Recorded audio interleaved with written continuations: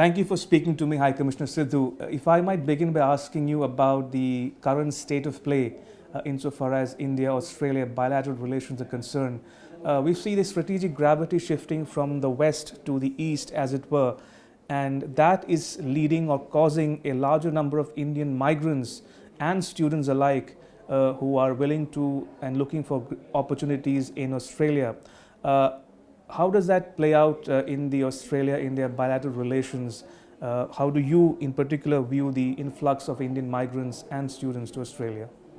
Students go to Australia because we deliver very high quality education. We have a number of universities in the top 100 universities in the world.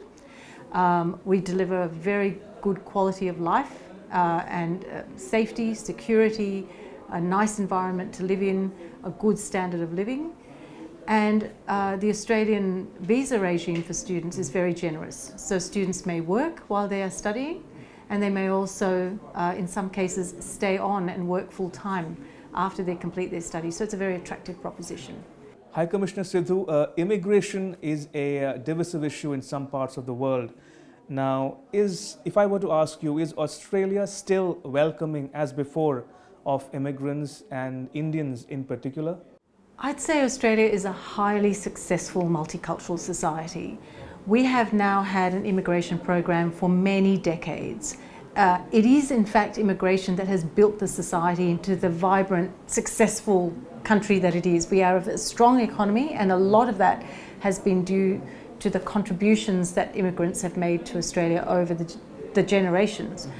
To preserve all of that, the Australian government has put in place some very strong policies to stop people coming in illegally, and part of that is about protecting the integrity of our migration and refugee program, and part of that is actually about protecting the lives of people who take terrible risks to come to Australia through other means. Would you describe some of these assaults or incidents of attacks on immigrants and Indians in particular as a law and order or a criminal case, or has it got racial overtones? The majority of these incidents, terribly regrettable, but were basically criminal incidents, right? So they occurred to people in vulnerable positions, not because they were Indian, but because there were people who were in a vulnerable situation. I acknowledge that some of those were in fact racist, racially motivated. That's not something we tolerate in Australia. How would you describe the current state of play insofar as India-Australia cooperation in civil nuclear issues concerned? How is the bilateral agreement on civil nuclear cooperation progressing? Well, we concluded a civil nuclear cooperation agreement just a couple of years ago, and the implementing arrangements for that agreement have now well and truly been put into place. We are in active conversation with India on commercial shipments of uranium to India, and at the moment some final arrangements are being put in place to ensure that when those occur, they occur reliably and they will form the basis of an ongoing trade with India. High Commissioner, we've heard and seen reports about trilateral cooperation between and among countries such as India, Japan and the US, and also with Australia. But not so long ago there was talk about a quad or a quadrilateral involving India, Japan, the US and Australia. What's the current contemporary thought insofar as the reviving the quadrilateral is concerned, or do you think mini-lateralism or smaller groups or trilaterals are the way forward? I think that we already have very strong cooperation in the Indo-Pacific, as I'm calling it. Australia, India and Japan have trilateral relationships.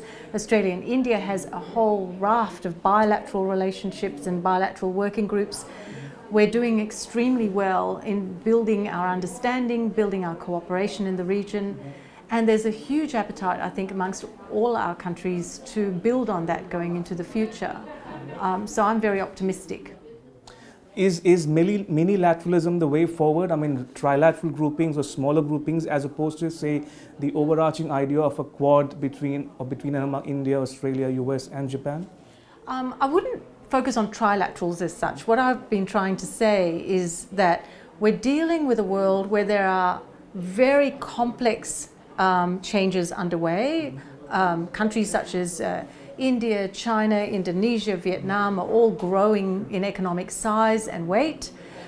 So we need to build understanding to accommodate these. At the same time, we're dealing with transnational threats and risks, climate change, terrorism.